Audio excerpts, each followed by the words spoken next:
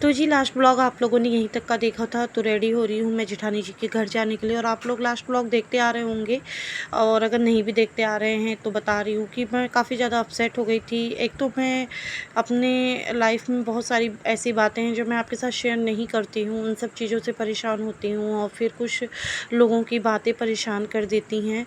तो मैंने सोचा कि काफ़ी दिन हो भी गया है और मूड भी उतना अच्छा भी नहीं है, तो चलते हैं थोड़ा, क्योंकि रिलैक्स करना भी खुद को बहुत ज़्यादा इम्पॉर्टेंट है आज के जो दौर है ना आज का उसमें।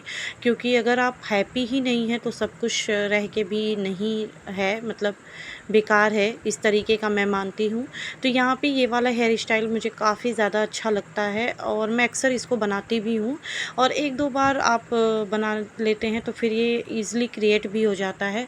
और ये एक ऐसा हेयर स्टाइल है ना कि बहुत ज़्यादा ऐसा भी नहीं लगता कि आपने कुछ बालों में किया है, और अच्छा भी लगता है, क्योंकि थोड़ा-सा अगर आप कोई मेकअप लुक करते हैं तो उसके लिए आपको हेयर स्टाइल भी बनाना ज़रूरी होता है। और हर समय ना तो हम पार्लर जा सकते हैं, ना ही हर समय हमारे घर में कोई होगा भी, तो भी अगर उसको आएगा तो ही बना पाएगा, नहीं आएगा तो नहीं बना पाएगा।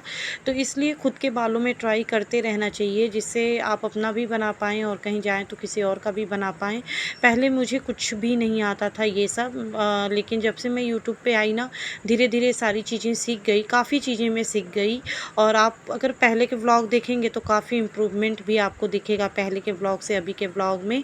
और थंबनेल जो आप देखे हैं वो मैं उसके बारे में भी बात करने वाली हूँ। तो यहाँ पे मेरा हेयर स्टाइल आपको कैसा लग रहा है प्लीज़ कमेंट करके बताइएगा, और आप लोग ये वाला हेयर स्टाइल बनाते हैं नहीं बनाते हैं वो भी बताइएगा कमेंट करके, और आप लोग मुझे कहाँ-कहाँ से मेरे व्लॉग को देखते हैं वो भी बताइएगा। तो बस यहाँ पे रेडी हो गई हूँ और अब फटाफट से मैं निकलूँगी। और मेरा बाल पहले से ही पतला है, काफ़ी लोग बोलते हैं कि मैं थोड़ा-सा अच्छे से हेयर केयर करूँ। तो गाइस सबसे बड़ी बात क्या होती है ना, मेरे पास बिल्कुल भी टाइम ही नहीं होता है। पता नहीं 24 घंटे कैसे बीतते हैं, 6-7 घंटे जो सोती हूँ उसको छोड़ के बाकी के घंटे कैसे बीतते हैं ना। जब से मैं यूट्यूब में आई हूँ ना, मुझे मतलब अब ये लगा लीजिए कि मुझे टाइम कम पड़ने लगा है बस। और बड़ा दिन हो तो सही है, मेरे हस्बैंड कभी-कभी बहुत डाँटते भी हैं मुझे इन सब चीज़ों को लेके, लेकिन क्या ही करूँ, समझ ही नहीं आता है, छोड़ भी नहीं पाती हूँ, और करते-करते इतना लेट हो जाता है कि पूछिए ही मत। तो बाल पहले से भी मेरे पतले, मेरे मम्मा के बाल बहुत अच्छे थे, बट मेरे बाल अच्छे नहीं हैं और मेरे बाल उनको पड़े भी नहीं हैं। और जब भी मैं अपनी मम्मा का नाम लेती हूँ तो मुझे उनकी बहुत याद आती है, काश वो मेरे साथ होती। खैर, यहाँ पे चोटियों को थोड़ा मैं पुल कर ले रही हूँ, क्योंकि जिससे थोड़ा-सा ना हैवी लगे चोटी, क्योंकि बाल पतले हैं तो फिर और पतले, ये देखिए थोड़ा-सा ऐसे देखने में ठीक लगती है।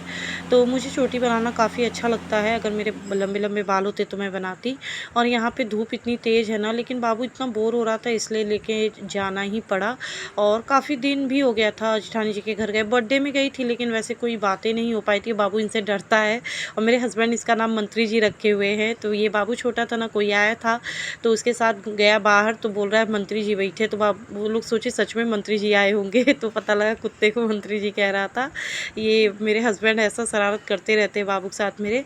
और यहाँ पे आ गई हूँ मैं अपने घर के कामों में। गाइस पता है, घर का काम मुझे करने का ही मन नहीं होता कभी कभी, क्योंकि ना घर की वॉल इतनी ख़राब हो गई हैं कि मतलब जितना ही आप साफ़ करोगे उतना ही मतलब झड़ने लगती हैं।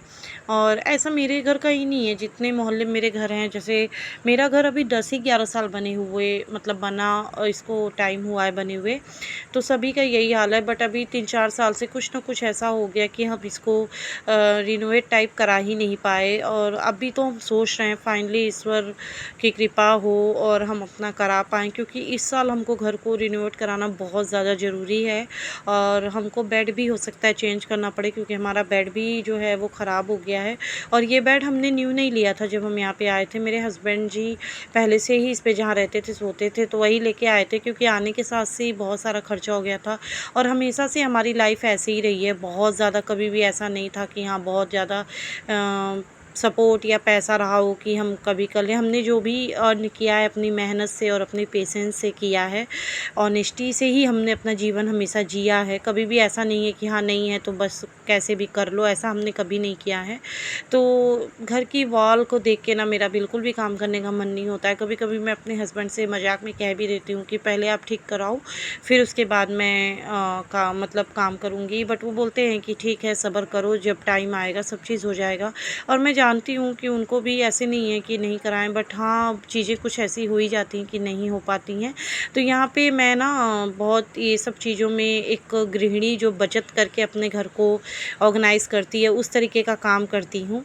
तो यहाँ पे जो मेरे पार्सल्स के डब्बे होते हैं, उनको मैं फेंकती नहीं हूँ और इसमें मैं ऑर्गेनाइज़र के तौर पे यूज़ करती हूँ।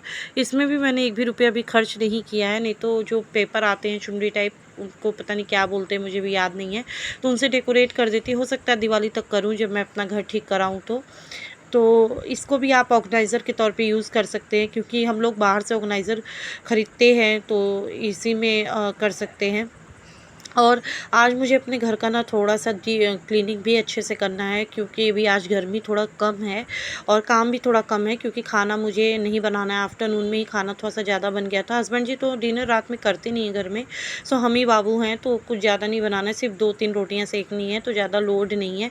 तो मैं सोच रही हूँ कर लेती हूँ। वैसे मैं गर्मी के दिन में ज़्यादातर काम शाम के टाइम पे ही करती हूँ। और ये मेरा हेयर स्टाइल देखिए अभी तक है। आने के साथ ही मैंने नाइटी चेंज कर ली थी, क्योंकि मुझे इतना मन नहीं होता सूट या कुछ भी घर में पहन के रखने के लिए।